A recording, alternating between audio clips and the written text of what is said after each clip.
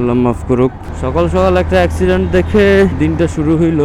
ফ্লাইওভারের উপর নিত্যদিন মানে এরকম লেগেই আছে অ্যাক্সিডেন্ট, কয়েকদিন পর পর হয় এবং হয় যে মারাত্মকভাবে অ্যাক্সিডেন্টগুলো হয়।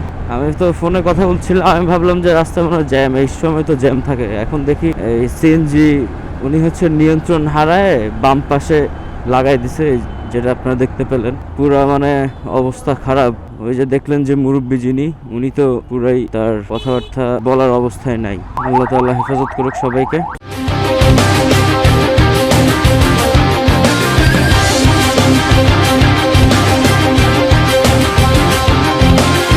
So yeah, this is Abrar from Abrar Explorer. ঘড়ি বাজে 3:23 আর মেয়র হানিফ ফ্লাইওভারে একটি দুর্ঘটনা ঘটে গেল, যেটা আমি দেখতে পেলাম। সো অ্যাক্সিডেন্ট দিয়ে শুরু হলো আজকের ভিডিও। সবাই গ্রামে যাচ্ছে নিজ নিজ বাড়িতে ঈদ করার জন্য। তো যারা যারা ঢাকা ছাড়ছেন তারা সাবধানে যাবেন, বিশেষ করে যারা বাইকে গ্রামের বাড়িতে যাবেন তারা সাবধানে চলাফেরা করবেন, সাবধানে বাইক রাইড করে নিজ গন্তব্যে যাবেন। এখন যাচ্ছে হচ্ছে মিরপুর, বাইকে কিছু কাজ করাবো, বাইকে কাজ করাইতে হবে কিছু। এই বুঝি না, এই যে পিছে যে অ্যাপাচিটা পাঠাও চালাইতেছে, উনি আইসা আমার বাইকের পিছে মাইরা দিল। দিন দিন এটা না বিরক্তের শেষ সীমানায় পৌঁছে যাইতেছে। আমি লাস্ট কয়েকটা ভিডিওতেই বলতেছি যে বাইকের ভাইরা যেমনি একজন আরেকজনকে মারতেছে, এটা তাইলে কেমনে কি হবে, সেই হচ্ছে অবস্থা। এখন কি বলবো, যাক, তো হুন্ডাটা নিয়ে যাব মিরপুরে। আমাদের এক বড় ভাই, ওনাকে সবাই বাইকের মাস্টার বলে, তো ওনার কাছে নিয়ে যাব, উনি দেখে দিবে। আমাদের বড় ভাই মাহাদি যে কি হয়েছে আদৌ, যে প্রবলেমগুলো আসলে ফেস করতেছে ওইগুলো সলিউশনটা আসলে কি হতে পারে। তো আপাতত ফ্লাইওভারের উপরে জ্যামটা খাই। বাহ, ভাইজান তো দেখি কাপড়ের ব্যবসা করে মনে হয়। তবে ফ্লাইওভারের অ্যাক্সিডেন্টটা দেখে খারাপই লাগতেছে। এখন মারাত্মকভাবে অ্যাক্সিডেন্ট করলো এবং দেখে মনে হচ্ছে যে প্যাসেঞ্জার যিনি ছিল, প্যাসেঞ্জারের মধ্যে মহিলা যে প্যাসেঞ্জারটা ছিল, ওনার অবস্থা খুবই ভয়াবহ, আশঙ্কাজনক।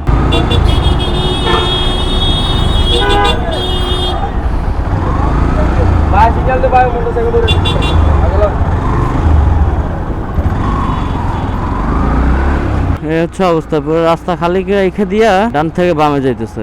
ঢাকা শহরে হুন্ডা নিয়ে বের হইলে দেখা যায় সব আজব আজব কাহিনী। ভাইয়ের তো হেডলাইটের পিছনে ব্রেক লাইটটা জোস, লাল সবুজ একসাথে চলে, বাংলাদেশ একটা ফিল। ওই যে আরেকজন তো গাড়ির গোলাপ সামাজার বানায় ফেলাইছে, চমলক্ক। ভাই এই নীলাচলের আগে যাইতে হইব, নাইলে হালারা পুরো রাস্তায় সাইড দিব না, খায়া গেছি আটকা। হালার সাইড দিতে চায় না রাস্তার মধ্যে। আমি একদিন যে ফাঁসাটা ফাঁসছিলাম ভাই, ওই ফাঁসার পর থেকে নীলাচল দেখলেই কিভাবে আগে ওর থেকে দূরে যে মানে সামনে যাইতে হবে এই চিন্তা থাকি। কারণ ওর থেকে একবার যদি আমি চিপা দিয়ে সামনে না যেতে পারি তাইলে শেষ মানে এই যে এই রোডে ঢুকার পরে এই বান্দা, তো আপনারা মনে করেন যে এই বান্দারে আপনি পিস করতেই পারবেন না। মানে ওর সাইড দিয়ে যে যাবেন, ও সাইড তো দিবেই না, আপনি লেগে যাবে আপনার সাথে, এই যে লুকিং গ্লাসের সাথে লেগে যাবে। এই বাইকের যারা FZX চিনেন, জানেন, বুঝেন, তারা তো রেডিয়াসটা অনেক বড়, এটা ঘুরাইতেও সমস্যা, আর এটা হ্যান্ডেল পাইপটাও মানে জায়গা অনেক বেশি লাগে। অন্যান্য কমিউটার বাইকগুলো হ্যান্ডেল পাইপগুলো একটু ভিতরে থাকে, কিন্তু এটা বাহিরের দিকে ছড়ানো। মিরপুর যাই, মিরপুরে আগে বাইকের কাহিনীগুলো আপনাদেরকে শেয়ার করি, যে কি কি সমস্যা আমি ফেস করি আর কি কি আজকে ঠিক হইলো সেগুলো বলবো আপনাদেরকে। এটা কার গাড়ি আমি বলতে পারবো না, কিন্তু এই যে সবার সাথে জ্যামের মধ্যে দাঁড়ায় আছে উইথ পুলিশ প্রোটোকলস। আর এটা হচ্ছে প্রধান বিচারপতির বাসভবন থেকে বের হয়েছে, so that's why I think এটা প্রধান বিচারপতির গাড়ি হইতে পারে।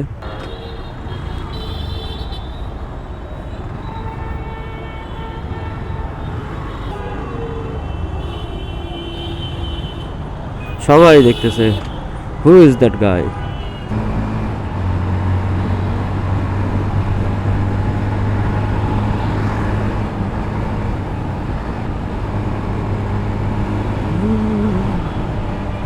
বিজয় সরণির জ্যাম থেকে ছাড়া পাওয়ার পরে এইভাবে একটা টান না দিলে মনে হয় যে রাস্তাটাতে যতগুলো মানে সিগন্যাল আছে, মানে যতগুলো এই যে এরকম পয়েন্ট আছে সবগুলোতে আটকাইতে হবে। এটার জন্য টানটা দেওয়া বাধ্যতামূলক। আবার সবাই টান দিতে যায় না, তাইলে দেখা গেছে যে সবাই টান দিতে গেলে পরে ব্রেক করে ছাড়তে পারবেন না, ধাম করে দেখা গেছে যে কোথাও না কোথাও মাইরা দিছেন বা স্লিপ খেয়ে পড়ে গেছেন।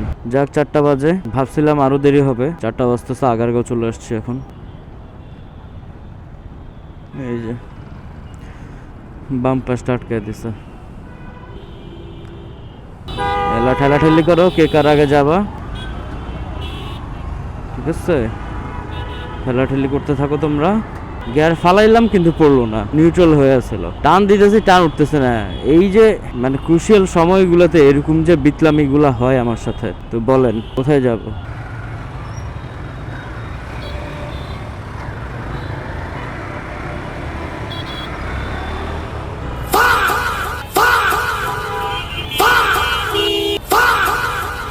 ভাই রে ভাই, মিরপুরের যে অবস্থা, এত এত বাজে অবস্থা মিরপুরের।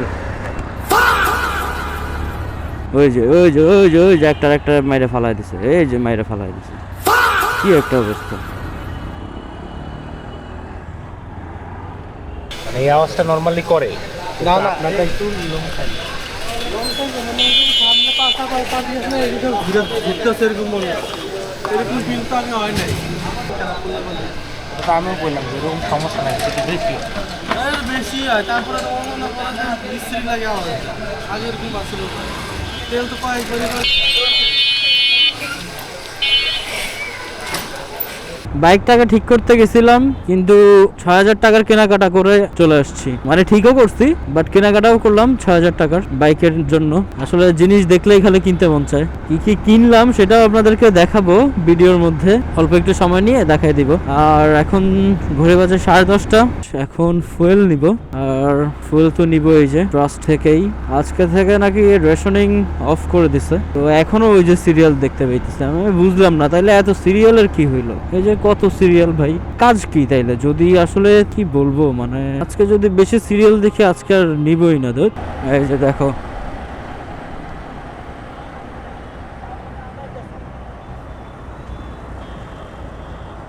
ভাই তেলের সিরিয়াল, এটা কি তেলের সিরিয়াল?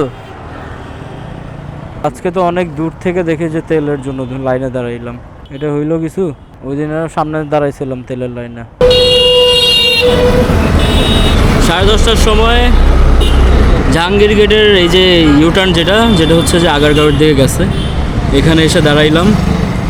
এখন হচ্ছে 10:15 বাজে, মানে 46 বাজতেছে। ওই দিনের থেকে আজকে এখনও প্রায় মনে হয় কত 50টা হুন্ডা পেছনে হবে দাঁড়ায় আছি। আজকে নাকি রেশনিং অফ করে দিছে। এখন আজকে এত ভিড় কেন বুঝতেছি না, নাকি এটার জন্য যে যেমনে পারতেছে ফুল ট্যাঙ্ক করে আর কি বাসে চলে যাইতেছে আবার আগের মতো, বুঝতেছি না। আসলে সামনে গেলে বোঝা যাবে। আমার পেছনে পুরোটাই সিরিয়াল দিয়ে ভরা, আর সামনে পুরোটাই সিরিয়াল দিয়ে ভরা। বুঝতেই পারতেছেন কোন জায়গায় আছি, দেখলেই বুঝতেছেন। তো এই হচ্ছে অবস্থা। তো দেখা যাক কয়টা বাজে। আজকে 10:30 থেকে শুরু হইলো আজকে জার্নি, দেখি কয়টা পর্যন্ত হয়। আসলে ঘড়ি এখন বাজাচ্ছে 1:30, আর আমার সামনে 1 2 3 4 5 6 7 8 9 10 11, আর আমি হচ্ছি 12 নাম্বার। মানে 10:30টার দিকে আসছি, এখন 1:30 বাজে, আর এখন আমার সামনে 12টা হুন্ডা আছে। তো এই হচ্ছে অবস্থা। ট্রাস্টে আসছিলাম, ফুল ট্যাঙ্ক দিতেছে, যাক এটা হচ্ছে ভাগ্য ভালো। যদিও আমার এখনও কত 4 লিটার তেল আছে, 6 লিটার ঢুকবে। তো তারপরে ভালো যে ফুল ট্যাঙ্ক করে যাইতেছি এতক্ষণ দাঁড়ায় থাকার পরেও। বাট আজকে এতক্ষণ থাকার কারণ হচ্ছে আজকে বাইকে একটা পাম্প থেকে তেল দিতেছে। এর আগে যেদিন আসছিলাম তখন 2টাতে ছিল, মানে 2টা খোলা ছিল, আজকে একটা খোলা। সো এটা হচ্ছে অবস্থা। সো রেশনিং বাদ দেওয়ার পরও এখন এরকম তেলের ক্রাইসিস বিদ্যমান চলতেছে। দেখা যাক 2 দিন পরে কি হয়। আজকে তো শেষ করি, এরপরটা বলতে পারবো। আমার পিছনে এখন সব সিরিয়াল দিয়ে দাঁড়ায় আছে সবাই।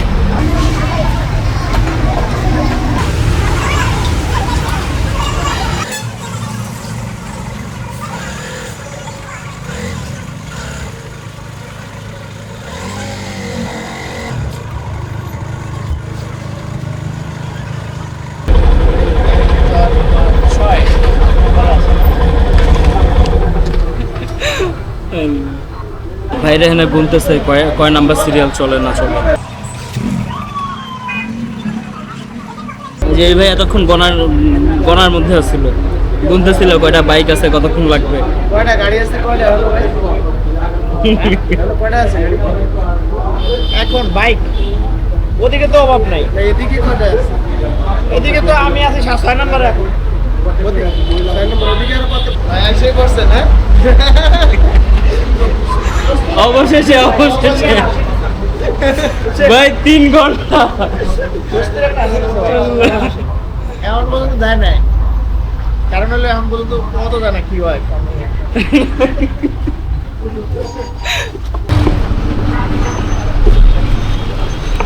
ফুল ভাই।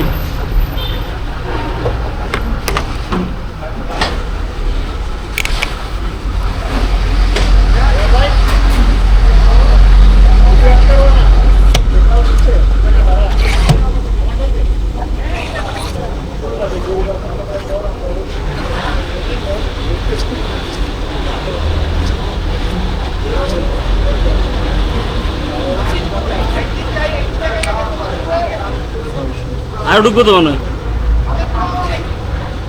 দেন 650 ঢুকবো কিনা।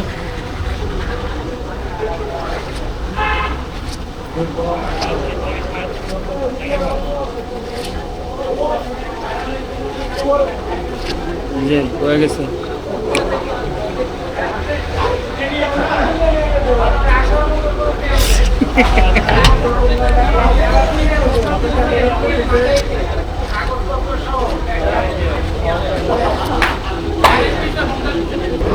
হয়েছে 700 টাকা ঢুকে গেছে।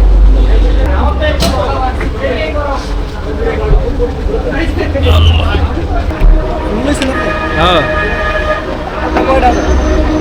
আমারটা 12 litre. Okay, let's go. So ঘড়ি বাজে 1:44 আর অবশেষে আমি ফুল ট্যাঙ্ক করেছি। এই যে ফুল ট্যাঙ্ক করে এখন এগিয়ে যাচ্ছি বাসার পথে। এই ছিল তেলের জার্নি অবস্থা। দুপুরবেলা বের হলাম মাহাদেবের ওইখানে, ওই যে ক্লাসের যে সমস্যাটা ওইটার জন্য। তো উনি ক্লাসটা আসলে ক্লাস প্লেটের কোনো সমস্যাই নাই উনি বললো। তো ক্লাস কেবলটা যেটা ওইটা হচ্ছে উনি ঠিক করে দিছে, ওইটা ঠিক ছিল না, টাইট ছিল অনেক। তো টাইট থাকার কারণে এটা নাকি সমস্যা হচ্ছিল। লুজ তো করলো, লুজ করার পর তো এখন পর্যন্ত যে চালাচ্ছি কোনো প্রবলেমই পাইলাম না, অনেক সুন্দরই হচ্ছে, মানে চালাতে পারছি অনেক সুন্দর। আর এরপরে এই যে মোটরফের এটা নিলাম, এটা ভালোই, মানে এটা অনেকদিন ধরে লাগাবো ভাবছিলাম, এটার জন্য লাগাইছি। আর আমার যে সেকেন্ডারি ক্যামেরা যেটা আছে ওইটার জন্য একটা মাউন্ট খুঁজতেছিলাম, বাট মাউন্ট তো নাই, তো এটা লাগাইছি। দুইটা মিলায় আমার 1000 করে প্রাইস। তো দুইটা নিলাম দেখে আমাকে 1800 টাকা রাখছে। আরো কমে চাচ্ছিলাম কিন্তু আসলে কমে পাই নাই, এখন কি করব। বাট আমার দরকার ছিল মাউন্ট। এই যে দুইটা জিনিস কিন্তু সেম, জাস্ট একটা মাউন্ট হইলেই হইতো। মাউন্টটা নাই, খালি এটা লাগতো আর কি, উপরের এটা নাই। এখন আর কি করব, দুইটাই নেওয়া লাগছে। আর একটা হেলমেট কিনছি, হেলমেটটা এখন আমি আপনাদেরকে দেখাচ্ছি। এই যে এখন যেটা দেখাচ্ছি এটা হচ্ছে হেলমেট। এই হেলমেটটা গোল্লা গাল্লা আছে, ভালোই আছে। আমি অনেকদিন ধরে এরকম একটা হেলমেট কিনবো ভাবতেছিলাম, কারণ সচরাচর আপনার যে হেলমেটগুলো, ওই যে পিলিয়ন হেলমেট যেগুলো থাকে, ওই হেলমেটগুলো আমার পছন্দ না। তো সচরাচর যে বাটি হেলমেটগুলো থাকে ওইগুলো আমার ভালো লাগে না। তো আমি ভাবলাম যে এরকমই একটা হেলমেট আমি নিব। আর এটা আমার অনেক দিনের ইচ্ছে ছিল, এই কালারের হেলমেট একটা দেখছিলাম রয়্যাল এনফিল্ডের, ওইটা নাই। তো পরে আর কি করব, এটা নিছি। তো এটা ভালো লাগছে। এটার প্রাইস শুনলে আপনারা পুরো অবাক হয়ে যাবেন। এটার প্রাইসটা গেস করতে পারেন কত? কি গেস করছেন? আচ্ছা যাক, এখন বলে দেই। এটার প্রাইস হচ্ছে 1200 টাকা, যেটা আমি 1000 টাকা দিয়ে নিছি। আর আরেকটা কেনাকাটা করছি, সেটা হচ্ছে এইটা বেসিক্যালি হলো একটা উইন্ড ব্রেকার। এটা যখন আপনি পরবেন শার্টের উপর দিয়ে, তখন আর ধুলাবালি গুলো আপনার আর কি লাগবে না শরীরে। তো এটার জন্য এটা নিলাম। এটারও দাম পড়েছে হচ্ছে 900 টাকা। এটাও 1000 টাকা, বাট 900 টাকা আর কি রাখলো। তো মোটামুটি সবকিছুই একটু কমে কমে রাখছে। অনেক কিছু কিনছি তো, আরো ইফতার আগে দিয়ে গেছিলাম। এইগুলা কেনাকাটা করার পরে তারপর মিরপুর থেকেই লাগানোর সিন তো আপনারা দেখছেনই। তো অনেকদিন পরে ফুল করার পর চালাতে যে হেভি একটা ফিল পাইতেছি না, মজা। পুরো স্মুথ লাগতেছে আজকে চালাইতে। কেন জানি মনে হইতেছে বাইকটা সদ্য আমি সার্ভিস করায় নিয়ে আসছি। অনেকদিন পরে এরকম একটা বাইক রাইড হচ্ছে। তো যাই হোক, এই ছিল আর কি আজকের সারসংক্ষেপ ভিডিওর। যদিও আজকে অনেক ঘটনা ঘটে গেছে, ভিডিওর মধ্যেই দেখতে পাবেন যদি আপনারা ফুল দেখে থাকেন। যদি আপনারা ফুল ভিডিওটা দেখেন তাহলেই দেখছেন আর কি অলরেডি যে আজকে কতগুলো কাহিনী ঘটে গেল। আর মাত্র ঈদের কয়েকদিন বাকি, রোজাটা শেষ হয়ে যাচ্ছে। সবাই আপনার ইমানের যত্ন নেবেন, রোজার পরেও যেন আমরা রোজার মাসের মতো ভালো থাকতে পারি সেই প্রত্যাশাই করছি সবার জন্য। সবাই ভালো থাকবেন, সুস্থ থাকবেন, পরিবারের সাথে থাকবেন, পরিবারকে নিয়ে সুস্থ থাকবেন। দেখা হবে ঈদের পর নতুন কোনো ভিডিওতে। ততক্ষণ পর্যন্ত আল্লাহ হাফেজ, সালামু আলাইকুম।